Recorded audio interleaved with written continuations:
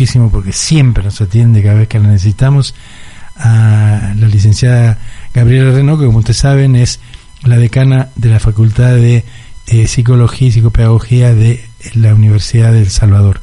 Buen día, Gabriela, ¿cómo estás? Hola, Guillermo, buen día a toda la audiencia y un placer. Vos dijiste, está el sol, está todo, así que un placer estar contigo. Muchas gracias. Igualmente para mí, Gabriela, escucharte. Hacía tiempo que no hablábamos. Totalmente, exactamente. Bueno, este tema que a partir de este folleto que se distribuye, etcétera, y tal vez la problemática es que esto se hace desde una institución oficial, porque es un municipio, ¿no? Tal cual. El que lo y no es menor. No es menor el dato. Lo que estás diciendo, ¿no? Porque, a ver, yo te escuchaba recién muy bien la separación del tema y todo, ¿no? Uh-huh. Pero yo creo que primero tenemos que hacernos reflexiones y preguntas. Yo siempre digo que ante los hechos está bueno hacernos preguntas. Uh-huh. La primera pregunta es, ¿qué le pasa a las instituciones cuya función primera uh-huh. es la de cuidar al otro? O sea, todas las instituciones tenemos un objetivo, uh-huh. institución familia, institución política, institución municipio, institución de comunicación, facultad. Tenemos que cuidar a los otros, porque formamos y cuidamos a las personas. Sí. Primero, esta es nuestra misión, que no podemos perderla. Dicho esto, yo te escuchaba a vos y decía, ¿por qué todo este esfuerzo a partir de un debate de algo ya cocinado? Perdóname, porque ya apareció el panfleto, ya apareció sin... ¿Por qué no hubo un debate previo? ¿Y por qué no nos animamos como sociedad a trabajar? ¿Por qué nuestros jóvenes, por qué jóvenes y ya niñas, y tenemos otras etapas terribles, ¿no es cierto? Muy bien, están necesitando de estos consumos. ¿Por qué no nos animamos a plantear qué implica la palabra adicción, que quiere decir sin palabra? Adicción, sin palabra. Sí. Entonces, si nosotros profundizáramos mucho más esto que nos pasa a nosotros como padres, que nos pasa a nosotros como sociedad, que nos pasa al que hizo ese panfleto, ¿no? O sea, a ver, se lo puso a pensar qué pasó, el impacto, a dónde estaba, qué quería hacer, qué quería buscar con todo esto. Esta parte, que quería buscar el menor daño, pero desde este lado, ¿con quién lo consultó? ¿Qué equipo intervino? Claro, cuando uno escucha, y mucha gente me ha comentado estos días, este concepto, ¿no? De esto se hace porque el menor daño, yo no sé si se puede mensurar, ¿no? El daño que causa la droga, se supone que es algo que en el tiempo va aumentando. Tal cual, que vos tenés que trabajar sobre, a ver, también salió, yo siempre digo que cuando los policiales ponen a nuestros jóvenes, hay algo que no anda bien en la sociedad, ¿no? Viste, también salió esa niña de 14 años, en un boliche, que fue drogada, que fue abusada, toda esa situación la tenemos en forma paralela, queda claro, ¿no? Uh-huh. Queda claro que en forma paralela es que la respuesta que van a dar todos esos jóvenes que estaban bajo con sustancia, que estaban bajo alcoholizados, drogados, no sabe si se la drogó a la chica también, o sea, mirá vos lo que estamos escuchando, en forma paralela estamos viendo una sociedad que se excede de los consumos. Entonces yo vuelvo a ir a la pregunta, ¿por qué planteo el menor daño y no decir que no haya daño? Claro. Porque la pregunta va a ser, ¿no es cierto?, cómo consumir y no a trabajar, no consumamos lo que no hace bien.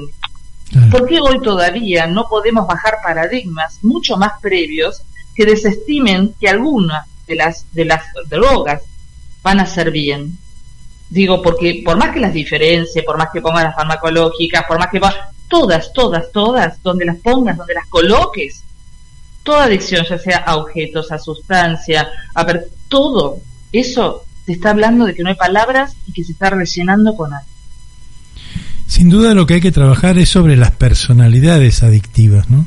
Totalmente. Cómo se maneja eso primero y después ver, bueno, yo supongo que no será lo mismo ser una persona adicta, no sé, a comer una barra de chocolate todas las noches, que una persona adicta a la cocaína o a drogas más fuertes, ¿no?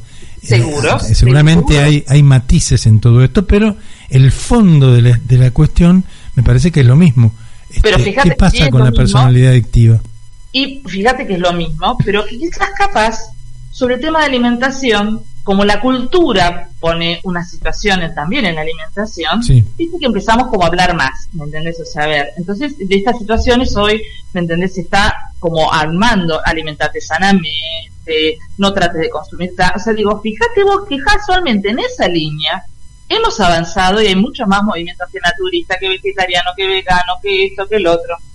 Ahora, lo que ocurre en todo en el terreno de lo que son las sustancias, es que de esto, como lo que hay atrás son poderes tan fuertes, tan fuertes, tan fuertes.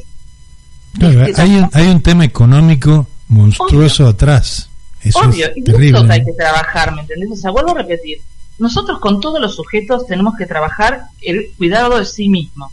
Uh-huh. Y como el cuidado de sí mismo nace desde la sala de panza, yo siempre voy a decir, ¿me entendés? O sea, a ver, tenemos que trabajar una cultura de una sociedad que invierta para cuidar a las personas. Yo siempre digo que el presupuesto mayor lo tenés que poner desde que se nace en la educación en dos estímulos, el cognitivo y el afectivo. Sí. Si vos trabajás en este financiamiento, yo te puedo asegurar que después es mucho más económico. Porque ningún sujeto que tiene un sí mismo seguro, que se ama a sí mismo, va a ir a consumo para descalibrarse, porque tiene otra situación de búsqueda. Claro. Entonces, esto tenemos que regular, tenemos que ver cómo se llega. Nosotros ya sabemos los negocios, ¿me entendés? O sea, los que son vivos de todo este tema, o sea, lo que se hace, ¿me entendés? O sea, a ver, lo que no debería, porque la ausencia de norma y de ley está planteada en todo esto que estamos hablando, queda clarísimo. Ahora, con todo esto, lo que nosotros tenemos que reflexionar muchísimo es lo que es nuestra misión, yo te diría institucional, cada uno desde donde le compete, como padres, como educadores, como vos en los medios, con todos los respetos, con todos los cuidados. Por eso me parece alucinante, te lo voy a seguir diciendo siempre, el poder que tienen ustedes de comunicar, de dar información. Ahora, nosotros tenemos que trabajar muchísimo con nuestros jóvenes en cuanto a esto. Es muy importante también ver, y me parece que no se ha hecho, o por lo menos frente a un folleto, porque ahora todos nos detenemos en el folleto, en qué dijo, cómo lo dijo, si incita o no incita, si dice o no dice, si en Holanda dio resultado o no dio resultado. Lo cierto es que la droga, el punto final o el punto de llegada es la muerte. Esa es la realidad. Totalmente, y es terrible. Totalmente. Y el no domina de sí mismo. O sea, a ver, por eso te digo, nosotros en forma paralela, en cálculos auxiliares, estamos viendo una sociedad que delinque, una sociedad que mata, una sociedad de que se pasa de vuelta, se abusa, viola. O sea, nosotros estamos viendo todos esos bordes. Sí. Y en todos esos bordes hay un común denominador. Por lo tanto, hay algo que no anda bien. Eso es lo que tenemos que retomar, el punto, ¿no es cierto?, de decisión inflectiva. O sea, acá tenemos que detenernos, ¿no es cierto? Porque todo, como vos decís, si por excesos, que los excesos no son buenos, por los abusos, que los abusos no son buenos, cometen todo esto, hay que tener mucho cuidado la apología que haga, el tema que voy a poner en acción, las titulares que voy a poner, mucho cuidado, porque en forma paralela, en extra voz, los que no sale, la voz que no se habla, son la cantidad de autolesiones que han aumentado en los jóvenes, de los suicidios en jóvenes, de las situaciones, o sea, de marginalidad. De todo eso tenemos que hacernos cargo. De lo que le pasa, por ejemplo, al núcleo de una familia donde tiene uno de sus componentes con problemas de adicción, ¿no? Totalmente. Eso es muy complicado. Totalmente. Yo lo oía, la escuchaba el otro día a la madre de Chano Charpentier, del cantante. Sí. Y la señora esta habló con una crudeza enorme totalmente. Del horror que vive, y no solamente ella victimizándose, sino alertando, porque el problema como consecuencia lo sufre toda la familia, pero evidentemente el que tiene el problema muy severo y muy marcado y que le está costando sangre salir es Chano, evidentemente. Totalmente, un chico talentoso y con... ¿no? Pero mira, vos está buenísimo el ejemplo, porque yo te podría dar otros. Yo he hablado mucho y trabajado mucho con las mamás del Paco, con ciertas situaciones donde veo terrible la situación. O sea, a ver, las víctimas, por eso digo, lo que no hablamos es de estas víctimas, de que llegan a situaciones, y vos las escuchás tal cual. Yo veía también el testimonio de esta mamá, como se me bajaban todos estos testimonios de estas mamases que me decían: Gaby, no te puedo explicar, encontrar que es un extraño, tenemos un extraño en casa que es el enemigo, el que nos roba, el que nos mata, el que nos hace cosas, o sea, pero a la vez es la sangre de mi sangre. O sea, son mis hijos, o sea, digo, esta situación, por eso digo, y cuando una institución está vulnerabilizada, como vos decís, una familia, acá tiene que haber un Estado, acá tiene que haber instituciones que vienen a apoyar y acompañar también esa situación. Claro. Entonces, si vos ves una apología, cuando vos estás haciendo toda una familia que está conteniendo, buscando ayuda, pidiendo consulta, pidiendo por favor, y de golpe ves estas cosas de forma paralela, y la verdad que decís que es terrible, porque vas a hacer como el juego de la boca, 20 casilleros para atrás otra vez. Claro.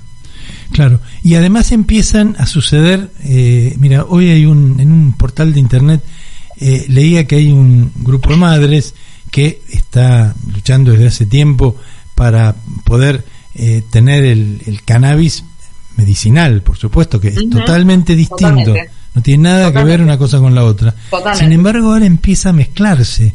Entonces, esto lo que hace es confundir un poco a la gente.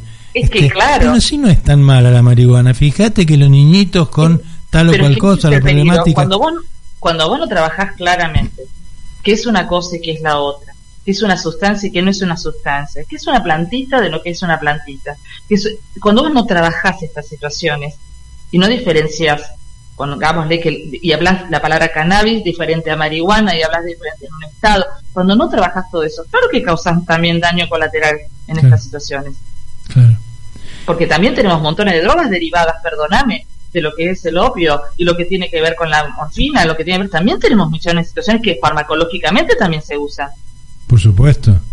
Pero todo tiene un control, justamente la palabra control. A ver, cuando el sujeto pierde ese control en sí mismo, y esto está plagado entonces de las sustancias, de toma de sustancias sin control, cuando el control de la sociedad se pierde, cuando no, este es el punto, la regulación de lo que hablamos. Claro.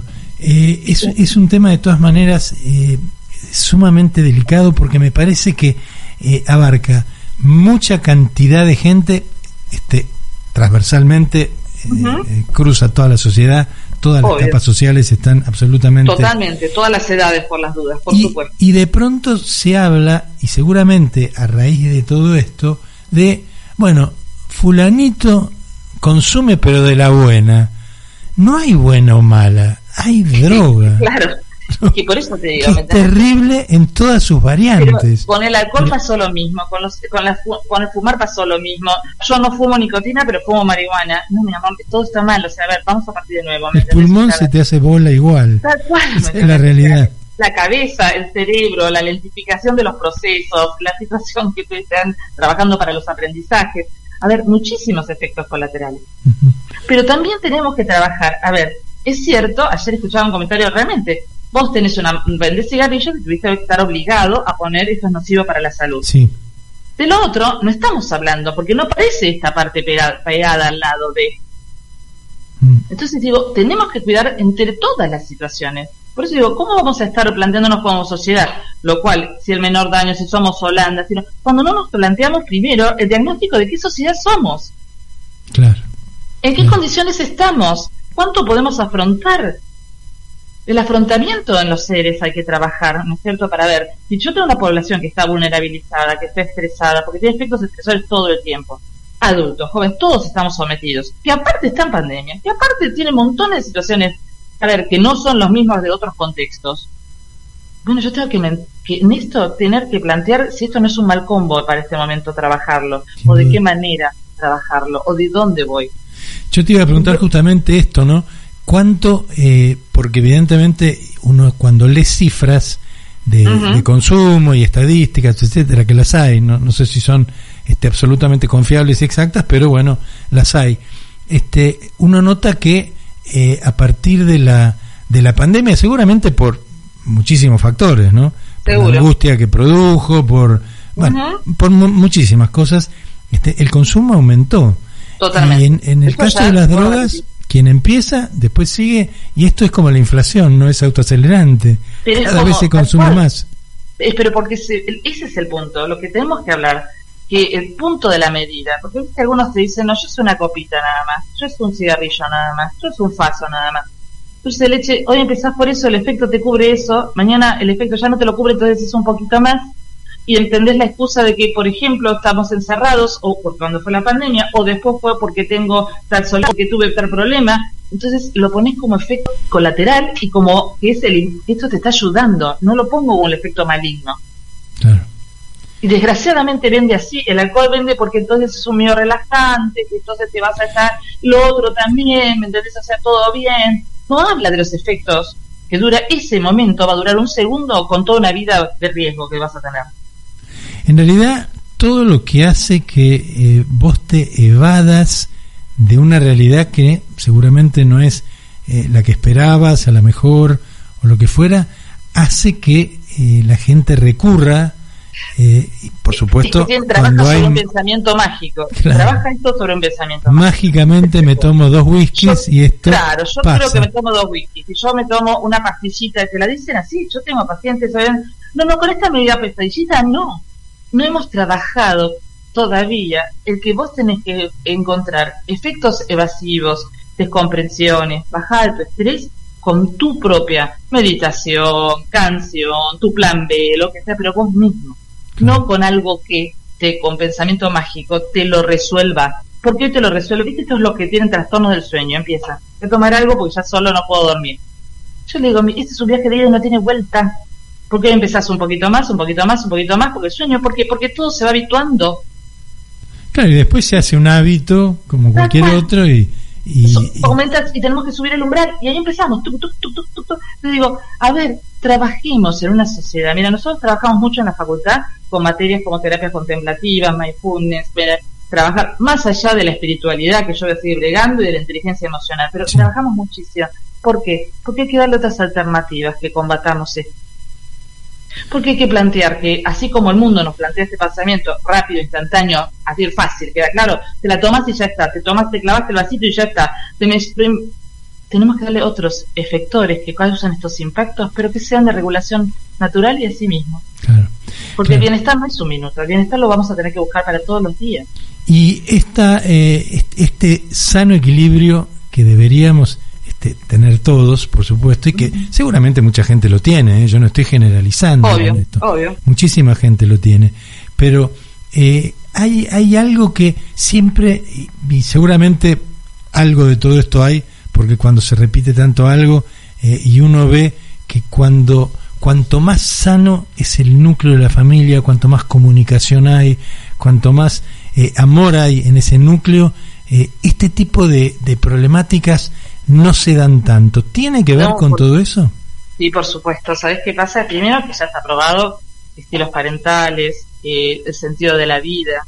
Yo estoy dirigiendo una tesis alucinante sobre vacío existencial que hay en el mundo de las adicciones. Ajá. Y si una familia, sea como sea, no somos ni mejores ni peores, sino es una familia que trabaja sobre efectores resilientes, como yo siempre digo. Uh-huh. ¿Viste? Yo contaba, nosotros como familia le dijimos a nuestras hijas, miren, los problemas pueden venir todos a esta casa y tienen que venir y los tenemos que escuchar, pero por favor vayan pensando en soluciones porque siempre las tenemos que encontrar. Uh-huh.